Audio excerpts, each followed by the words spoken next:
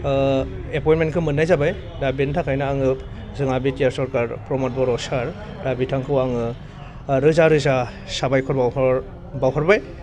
नयन बर', आफानि मुङा अजित बर' आरो आइनि मुङा मन्जु बर'। नोंथाङा टेट रिक्रुटमेन्ट बिटिआर सरकारजों मोननाय टेट रिक्रुटमेन्टआव पास जाबाय, एपइन्टमेन्ट मोनबाय, मा फोरमायगोन? बेवहाय आङो फोरमायसहायै गोजोननाय दङ। मानो होनोब्ला आङो जोबोद खस्थ' खालामनानै गंसे प्राइभेट स्कुलाव मावगासिनो दंमोन, सिजौ एकाडेमियाव।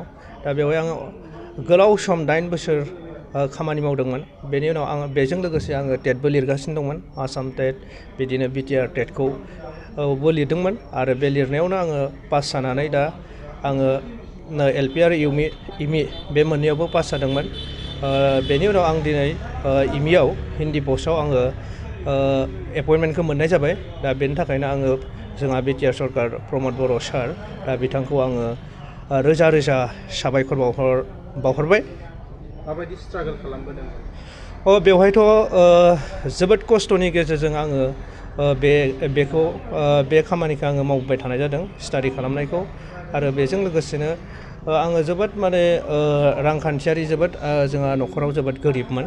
दा बेनि थाखायनो आङो नै दा बिटिआर सरकारनि जि एपइन्टमेन्ट एमइ स्कुल, दा बेवहाय मोननानै आङो जोबोद गोजोननाय मोनदों। आरो बेनि थाखायनो आङो बिटिआर सरकार आरो आसाम सरकार बा जोंनि गासै सरकाराव थानाय गासै इएम एमसिएलए गासैखौबो आङो साबायखर बावहरो।